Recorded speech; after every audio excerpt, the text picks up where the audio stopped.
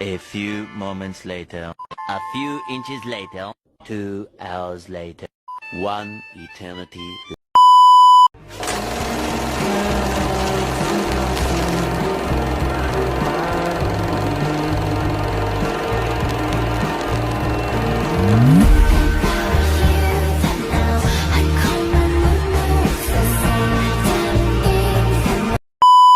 Assalamualaikum warahmatullahi wabarakatuh. Halo, perkenalkan kami dari kelompok 3B. Kami beranggotakan 3 orang, yaitu saya sendiri Karissa Giarita.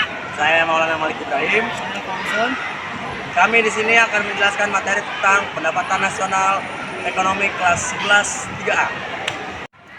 Oke, saya di sini akan menjelaskan apa itu pendapatan nasional. Pendapatan nasional yaitu jumlah seluruh pendapatan yang diterima oleh seluruh masyarakat suatu negara dalam 1 tahun dari kegiatan produksi barang dan jasa. Tujuan menghitung pendapatan nasional. 1. Mengetahui tingkat kemakmuran masyarakat. 2. Menilai pertumbuhan ekonomi dari tahun ke tahun. 3. Menjadi dasar kebijakan ekonomi pemerintah. 4. Mengetahui struktur ekonomi nasional, sektor mana yang paling berperan. 5. Membandingkan kemajuan ekonomi antar negara. 3. Komponen pendapatan nasional. Pendapatan nasional berasal dari balas jasa faktor produksi, yaitu 1. Upah dan gaji, balas jasa tenaga kerja. 2. Sewa atau rent, balas jasa penggunaan tanah atau bangunan. 3. Bunga atau interest, balas jasa pemilik modal. 4. Laba atau profit, keuntungan pengusaha dalam setiap perusahaan. 5. Pendapatan dari luar negeri bersih, selisih pendapatan warga dari luar negeri dikurangi pembayaran ke luar negeri. Oke, yang selanjutnya adalah cara menghitung pendapatan nasional. Ada 3 pendekatan utama. Yang pertama, pendekatan produksi. Yang kedua, pendekatan pendapatan. Dan yang ketiga, pendekatan pengeluaran. 5. Jenis-jenis pendapatan nasional. 1. Produk domestik bruto PDB atau PDB, nilai barang dan jasa di dalam negeri. 2. Produk nasional bruto PNB atau GNP, produk warga negara termasuk dari luar negeri. 3.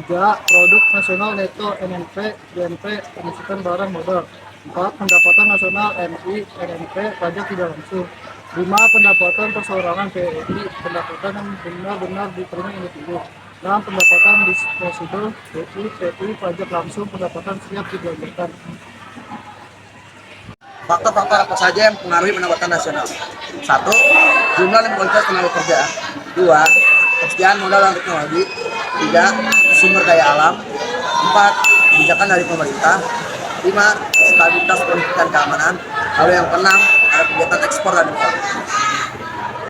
Oke, selanjutnya yaitu manfaat pendapatan nasional. Yang pertama, mengetahui tingkat kesejahteraan masyarakat. Yang kedua, dasar untuk perencanaan pembangunan ekonomi. Yang ketiga, menilai keberhasilan kebijakan pemerintah. Dan yang keempat, membandingkan kemajuan antar waktu dan antar negara. Yang ke-8, hubungan pendapatan nasional dengan kesejahteraan. Pendapatan nasional tentu tidak selalu berarti semua rakyat sejahtera. Harus dilihat juga pendapatan per kapita, rata-rata pendapatan per orang. Distribusi pendapatan apakah merata atau tidak, indeks pembangunan Indonesia IPM.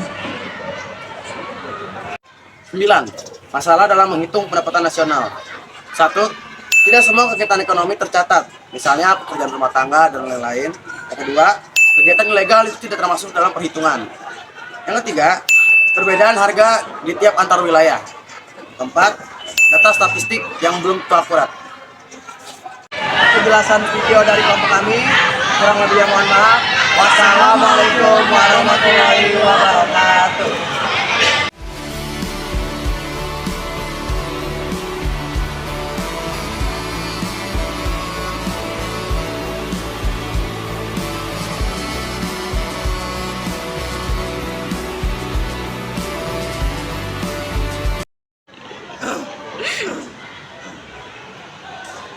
Bilang apa?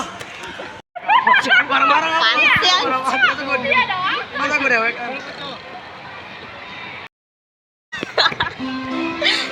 1, 2, 3.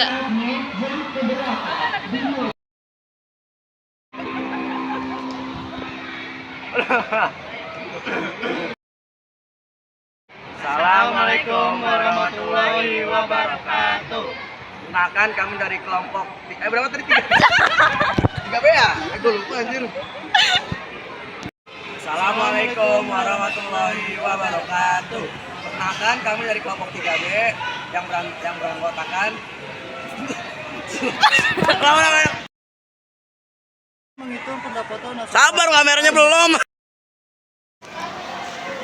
Tahu ya ini. Lalu hari banget. Ada dari mana? Nih, perkara tugas ekonomi ini pagi-pagi ke sekolah Nasta. Aduh.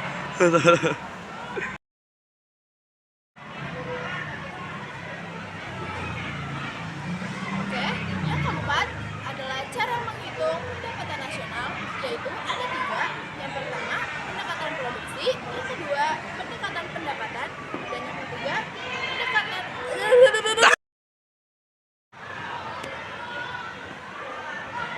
Oke. Backlet anjir, sabar. Sekian dari kelompok kami, kurang lebihnya mohon maaf. Gimana sih?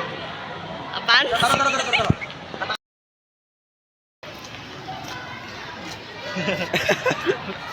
Tuh, nih, sosok kelompoknya nggak mana tahu, orangnya dateng ya.